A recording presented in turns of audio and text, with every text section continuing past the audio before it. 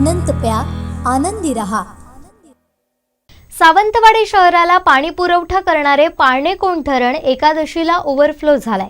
त्यामुळे शहरवासियांची पाण्याची चिंता मिटली आहे। आमचे उपसंपादक भगवान शेळटे यांनी थेट धरणावर जात घेतलेला हा आढावा।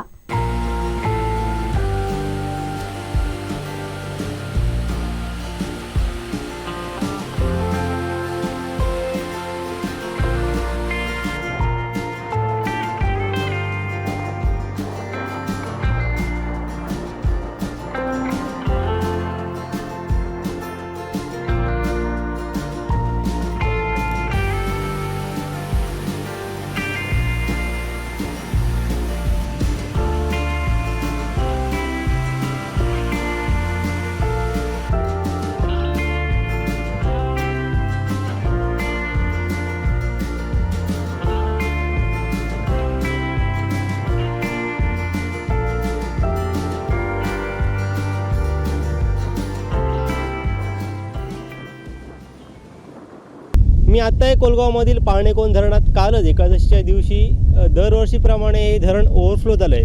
इथल्या कर्मचाऱ्यांचं म्हणणं आहे की प्रत्येक वर्षी एकादशीच्या दिवशी हे धरण ओव्हरफ्लो होतं आहे आणि कालच आपण पाहू शकता हे धरण जे आहे ते पूर्णतः ओव्हरफ्लो झालं आहे।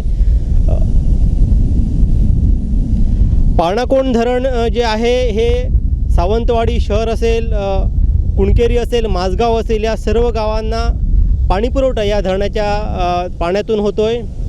सावंतवाडी नगरपालिकेकडनं याचं व्यवस्थापन पाहिलं जातं आहे आणि हे धरण कालच एकादशीच्या दिवशी ओव्हरफ्लो झाले आणि इथल्या कर्मचाऱ्यांच्या म्हणण्याप्रमाणे दरवर्षी हे धरण आहे ते एकादशीच्या दिवशी ओव्हरफ्लो होतं आहे। म्हणजे विठुरायाचं हे एक वरदानच या धरणाला आहे की काय असं वाटतं आहे। आपल्यासोबत आत्ता आम्ही या धरणाकडे आहोत आणि धरणाच्या ठिकाणी या ठिकाणी इथले कर्मचारी आहेत, सावंतवाडी नगरपालिकेचे पेणकर आहेत। काय सांगाल, कालच हे धरण ओव्हरफ्लो झाले आणि तुम्ही म्हणता दरवर्षी एकादशीला होतं आहे, काय सांगाल? हो बरोबर, दरवर्षी एकादशीलाच होतं धरण ओव्हरफ्लो आणि ह्या धरणामुळे आपण चराटा, माझगाव, कोलगाव, कुणकेरी तसेच सावंतवाडी शहर पूर्ण अवलंबून आहे।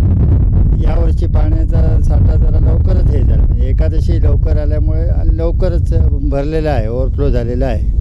आता विसर्ग कसा विसर्ग सुरू केला आहे, पाणी दरवाजे खोलले इथे विसर्ग करून हे ऑटोमॅटिक होतो। इथे जसा गोडबोले गेट आहे, गोडबोले गेट बसवल्यामुळे पूर्ण पाणी ऑटोमॅटिक जसा बाहेर येतो तसं पाणी बाहेर पडतं, म्हणजे विसर्ग होतो। ह्याच्यासाठी वेगळी काही यंत्रणेची गरज नाही, ऑटोमॅटिक सगळं होतं, काही गरज नाही, इलेक्ट्रिसिटी वगैरे काही लागत नाही, सगळं ऑटोमॅटिक हायड्रॉलिक फोर्समध्ये हे होतं। साधारण किती क्षमता आहे या धरणाची? साधारण 1.3 क्युबिक मीटर कॅपॅसिटी आहे पूर्ण भरल्यानंतर। आणि ते तुम्ही सर्व व्यवस्थापन जे पाहता ते साधारण किती इथले कर्मचारी व्यवस्थापन इथलं पाहतात? इथे टोटल 6 कर्मचारी असतात प्रत्येक शिफ्टला। अच्छा, आणि साधारण पाण्याचा निचरा व्हायला कधी, म्हणजे ते धरण आहे ते पाण्याचा जो विसर्ग होऊन कमी पाणी होत साधारण कुठच्या महिन्यात कमी होत जातं आणि किंवा वर्षभर असंच राहतं काय? नाही, वर्षभर नाही, साधारणपणे विसर्ग बंद होण्यास नोव्हेंबर एंडिंग ते डिसेंबरपर्यंत। आणि हा जो पाणी पुरवठा वर्षभर सावंतवाडी शहराला पुरतो आहे? हो, वर्षभर सावंतवाडीला पुरतं। तसं 2 महिने आमचं शिल्लक राहतं, म्हणजे साधारण ऑगस्टमध्ये जरी पाऊस नाही लागला तरी ऑगस्टमध्ये पाणी आपलं ऑगस्टपर्यंत पाणी पुरू शकतं। ओके, समजा 2 महिने जरी पाऊस नाही लागला तरी इथलं पाणी आहे ते सावंतवाडी शहराची तहान आहे ते भागू शकतं। इथली मोठी कॅपॅसिटी आहे धरणाची। खरंच एक चांगलं धरण या ठिकाणी नगरपालिकेच्या माध्यमातून बांधलं गेलं आणि त्याचं व्यवस्थापनसुद्धा नगरपालिकेचे कर्मचारी आहेत ते चांगल्या प्रकारे करत आहेत। आणि कालच हा धरण ओव्हरफ्लो झाल्यामुळे सावंतवाडीकरांची पाण्याची चिंता मिटली असं म्हणायला आता वावगं ठरणार नाही। कॅमेरामन किरणसह भगवान शेळटे, सावंतवाडी, कोकण सात लाईव्ह।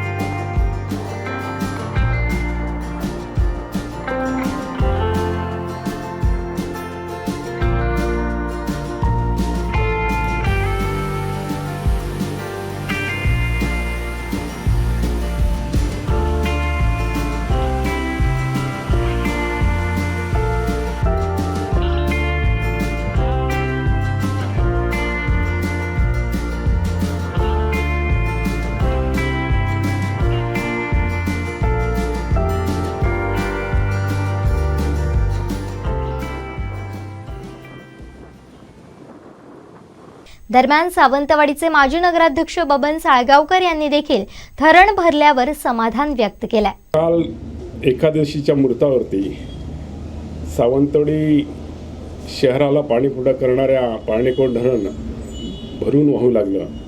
एक शहरासाठी आनंदाची आणि दिलासादायक बातमी आहे.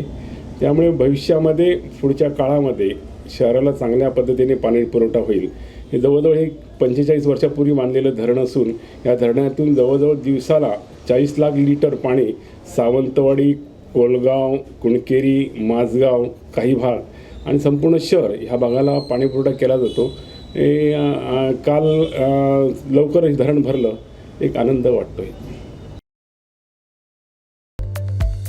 संपूर्ण कोकणसह जगभरातील ताज्या घडामोडी सर्वात प्रथम पाहण्यासाठी कोकणचं नंबर 1 महा चॅनल कोकण 7 लाईव्हचं यूट्यूब चॅनल सबस्क्राईब करा आणि लेटेस्ट अपडेटसाठी बेल आयकॉन क्लिक करा.